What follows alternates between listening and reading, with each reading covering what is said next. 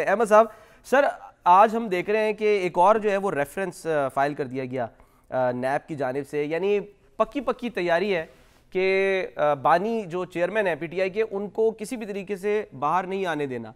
Level playing field आपके लिए इस वक्त जो ज़्यादा बड़ा महाज है सर, वो आपको क्या लगता है कि वो अदालती महाज है या वो ये जो सियासी महाज है, इसमें आपको चैलेंजेस इस वक्त ज़्यादा है?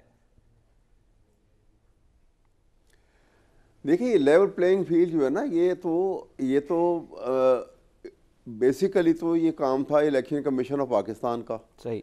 और केयर टेकर सेटअप जो है, जब सारे मुल्क में जब लगाया गया इलेक्शन के लिए, तो उसने फैसिलिटेट करना है इलेक्शन कमीशन के इस काम का, फैसिलिटेट करना है कि यहाँ पे फ्री फेयर और ट्रांसपेरेंट इलेक्शन जो हैं वो कराए जाएं।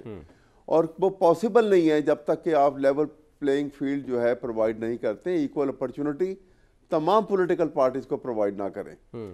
यहाँ पर इलेक्शन कमीशन ऑफ पाकिस्तान का रोल जो है वो पाकिस्तान के आइन से मावरा रहा है। आप पिछला एक साल पूरा, ये 2023 का साल उठा के पहले जनवरी से अब तक देख लें, तो आप देखेंगे कि वो अदालत के अंदर भी उन्होंने they have shown the audacity कि वो सुप्रीम कोर्ट के आगे भी किस किस्म की बात जाके करते रहे। पहले इन्होंने एक मौके पे कह दिया कि जी हम 5 से 7 माह में इलेक्शन कराएंगे, फिर कह दिया कि हमारे पास फंड नहीं है, फिर हमारे पास उन्होंने कह दिया कि जी अभी तो हमारी हल्का बंदियाँ ही मुकम्मल नहीं हुई, हम इलेक्शन नहीं करवा सकते। तो ये स्टांस चेंज करके वो डिले करते रहे हैं सिर्फ किसी एक पार्टी को फैसिलिटेट करने के लिए, और सुप्रीम कोर्ट के को उन्होंने बेअसर किया हुआ था। पाकिस्तान आइन जो है बिल्कुल एक उसकी जो रेलेवेंट प्रोविजन जो थी उनको ओपनली डिफाई किया जा रहा था। तो जब एक अदारा जो है वो आइन से मावरा हो जाए और आइन की बाउंड के अंदर, उसकी प्रोविजंस के अंदर जो है, और उसके सबसर्विएंट होके फंक्शन नहीं करेगा, तो उसका नुकसानात जो है वो सामने आएंगे, क्योंकि एक बेसिक डॉक्यूमेंट है पाकिस्तान का आइन। ठीक है, उसके बाद ये तो चले अदालती मास भी हो गया, तो सियासी मास भी हो गया, लेकिन ये दोनों एक दूसरे से जुड़े हैं ना, और वो है इंट्रा पार्टी इलेक्शन को लेके कि जो कराए गए पीटीआई में। आपको कितनी उम्मीदें वाबस्ता हैं? जो बैरिस्टर अली जफर साहब जो है वो इसको रिप्रेजेंट कर रहे हैं, उन्होंने कुछ शिकवे भी किए, उन्होंने कहा है कि जी वो पता नहीं कितने, शायद 40 सवाल पूछे गए हैं, वो हमसे ही पूछ रहे हैं सवाल, किसी और से नहीं पूछ रहे हैं। तो आपको क्या लग रहा है, टारगेट किया जा रहा है, जानबूझ के टारगेट किया जा रहा है, या नहीं ये एसओपी है कि ये हर एक से इसी तरह के सवाल होते हैं? मियाँ साहब से भी ये सवाल किए गए होंगे, इनकी जमात से भी, और अगर कोई इनके यानी कि इलेक्शन के खिलाफ अगर कभी कोई पिटीशन लेकर गया हो या उस पर दरख्वास्त दी हो, और चाहे वो पीपल्स पार्टी क्यों ना हो।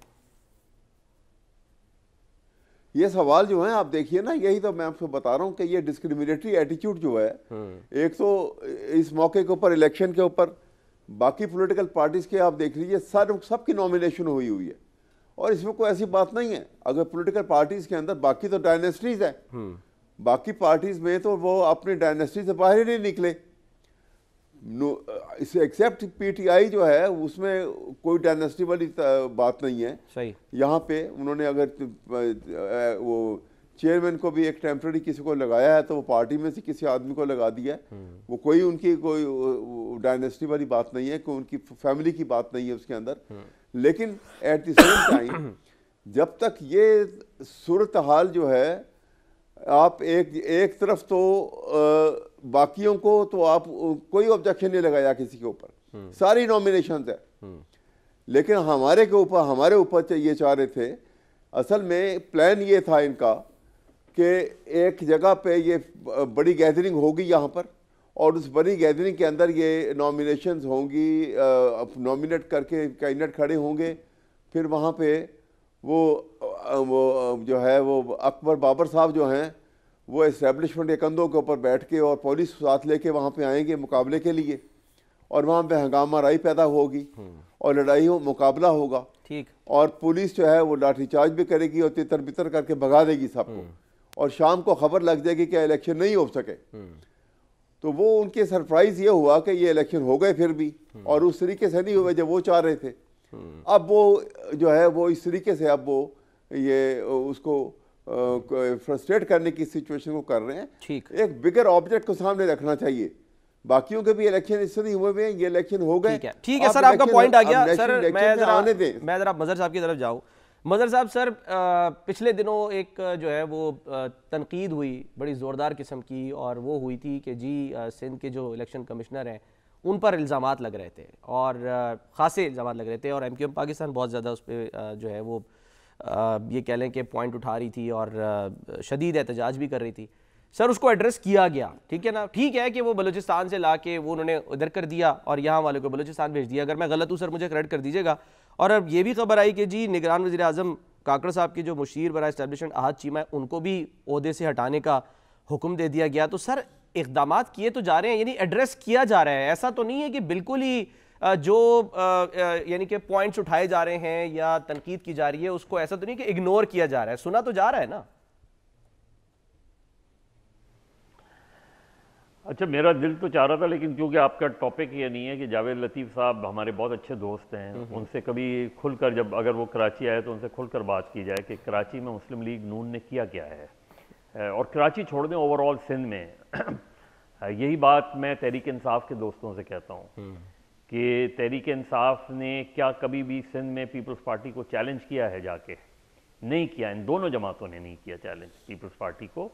और जो जिन ऑपरेशंस की बात कर रहे हैं, इन ऑपरेशंस पे भी कभी बात कर लेंगे कि इन ऑपरेशंस में क्या कुछ नहीं हुआ। जो पिछला ऑपरेशन चैलेंज कभी नहीं किया, या आप ये कह रहे हैं कि कोशिश भी कभी नहीं की चैलेंज करने की पीटीआई ने? नहीं, मैं वही बात कह रहा हूँ कि आप देखें कि 98 में जब गवर्नर राज लगाया, जिस मुकदमे की बुनियाद पे गवर्नर राज लगाया, उस मुकदमे में जिस आदमी को पकड़ा गया था उससे सुप्रीम, और उस वक्त के DIG कराची ने, मियाँ साहब को तो ज़ाहिर है DIG कराची बेचारा क्या अप्रोच करता, लेकिन उसने उस वक्त के IG को जो राना मकबूल मरहूम थे उनको भी, और उस वक्त के जो DG ISI थे ज़ियाउद्दीन भट्ट साहब, उनसे भी ये कहा था कि आपने जिस लड़के को पकड़ा है वो लड़का इस केस में मुलव्विस नहीं है। और अल्टीमेटली क्या हुआ? आपने अपनी हुकूमत ख़त्म कर दी, आपने गवर्नर राज लगा दिया, आपने मिलिट्री कोर्ट कायम कर दिया। हुआ क्या? वो लड़का सुप्रीम कोर्ट से बरी हो गया। आज मुझे बताएं, ये सवाल मैं किससे करूं कि हकीम सईद को किसने मारा है? 2013 का ऑपरेशन उठा लें, 2013 का ऑपरेशन 2011 के कराची बदअमनी केस का फॉलो अप था। अच्छा, जो सुप्रीम कोर्ट ने सुओ मोटो लिया था, ये उसका फॉलो अप था। ये जो फैक्ट्स हैं उनको, उन पे हमें बात करनी चाहिए। बाकी मैं तो मुस्लिम लीग नून की बात कह रहा था। अगर मियाँ नवाज शरीफ, ये बहुत अच्छा इकदाम था लास्ट ईयर कि शहबाज शरीफ साहब ने कराची से इलेक्शन लड़ा, ठीक है, लड़ना चाहिए इन लीडर्स को। बहुत अच्छा था कि 2018 में इमरान खान साहब ने कराची में से इलेक्शन लड़ा, लेकिन हमारे कोई भी मरकजी लीडर अपनी कराची की सीट को अगर वो जीतते भी हैं, न सिर्फ जीतने के बाद वो आप मिशन छोड़ देते हैं, बल्कि हमने ये भी देखा है मदर साहब कि चाहे वो नवाज शरीफ साहब हों, चाहे वो बानी चेयरमैन हो PTI के, कुछ जाता भी नहीं है जिस तरह से जाना चाहिए, अहमियत देनी चाहिए, वो भी नहीं होता।